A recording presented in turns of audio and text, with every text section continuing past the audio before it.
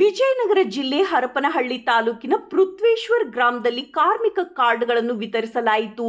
ಪೃಥ್ವಿ ಕಟ್ಟಡದ ಕಾರ್ಮಿಕ ಸಂಘದ ತಾಲೂಕಾ ಅಧ್ಯಕ್ಷರಾದ ಶ್ರೀ ದುರ್ಗಪ್ಪ ಇವರ ನೇತೃತ್ವದಲ್ಲಿ ಬೆಣ್ಣಿಹಳ್ಳಿ ಪಂಚಾಯಿತಿಯ ಹಲವು ಗ್ರಾಮಗಳಿಂದ ಆಗಮಿಸಿದಂತಹ ಕಾರ್ಮಿಕರಿಗೆ ಕಾರ್ಮಿಕ ಕಾರ್ಡ್ಗಳನ್ನು ನೀಡಲಾಯಿತು. ಈ ಸಂದರ್ಭದಲ್ಲಿ ಮಾಧ್ಯಮದೊಂದಿಗೆ ಮಾತನಾಡಿದ ದುರ್ಗಪ್ಪನವರು, ಕಾರ್ಮಿಕರಿಗೆ ಕಾರ್ಡ್ಗಳನ್ನು ವಿತರಿಸುವಂತೆ ಮಾನ್ಯ ಮಂತ್ರಿಗಳಾದ ಸಂತೋಷ್ ಲಾಡ್ ಇವರ ಆದೇಶದಂತೆ ನಾನು ಸುಮಾರು 250 ಕಾರ್ಮಿಕರ ಕಾರ್ಡ್ಗಳನ್ನು ತರಿಸಿದ್ದು ಅವುಗಳನ್ನು ಕಾರ್ಮಿಕರಿಗೆ ನೀಡುತ್ತಿದ್ದೇನೆ. ನಾನು ಸುಮಾರು 3 ವರ್ಷಗಳಿಂದ ಅಧ್ಯಕ್ಷನಾಗಿ ಕಾರ್ಮಿಕರಿಗೆ, ಕಾರ್ಮಿಕ ಮಕ್ಕಳಿಗೆ, ವಿದ್ಯಾರ್ಥಿ ವೇತನಕ್ಕೆ, ಮದುವೆಗೆ, ಆರೋಗ್ಯಕ್ಕೆ ಇನ್ನೂ ಹಲವು ಸೌಲಭ್ಯಗಳನ್ನು ಕೊಡಿಸುತ್ತಿದ್ದು, ಪೃಥ್ವೇಶ್ವರ ಮತ್ತು ಲೋಲೇಶ್ವರ ಗ್ರಾಮಗಳಿಗೆ ಹೆಚ್ಚು ಕಾರ್ಮಿಕರಿಗೆ ಸರ್ಕಾರದಿಂದ ಸಿಗುವಂತಹ ಎಲ್ಲ ಸೌಲಭ್ಯಗಳನ್ನು ಕೊಡಿಸಲು ಮುಂದೆ ಶ್ರಮವಹಿಸಿ ಮಾಡಿಕೊಡುತ್ತೇನೆ ಎಂದು ತಿಳಿಸಿ ಹೇಳಿದರು. ಫಲಾನುಭವಿಗಳಾದ ಬೋವಿ ಪರಶುರಾಮ್, ವೀರಪ್ಪ, ಹನುಮಂತಪ್ಪ, ವೆಂಕಟೇಶ್, ಮಂಜುನಾಥ್ ಹಲವು ಕಾರ್ಮಿಕರಿಗೆ ಈ ಸಂದರ್ಭದಲ್ಲಿ ಕಾರ್ಮಿಕ ಕಾರ್ಡ್ಗಳನ್ನು ವಿತರಿಸಲಾಯಿತು.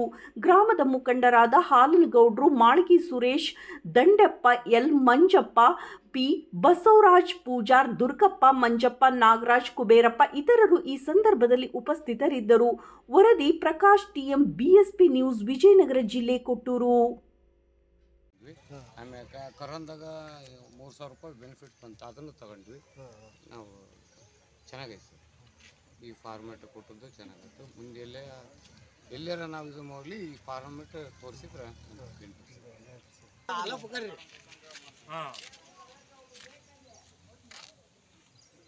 ಸಾಯಂಕಾಲ ಫೋನ್ ಮಾಡಿದ್ರೆ ಬರ್ತೀರ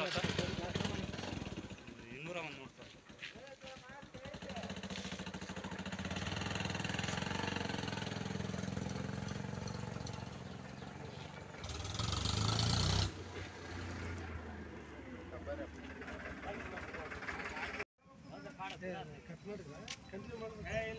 ಸರ್ ನಮಸ್ತೆ.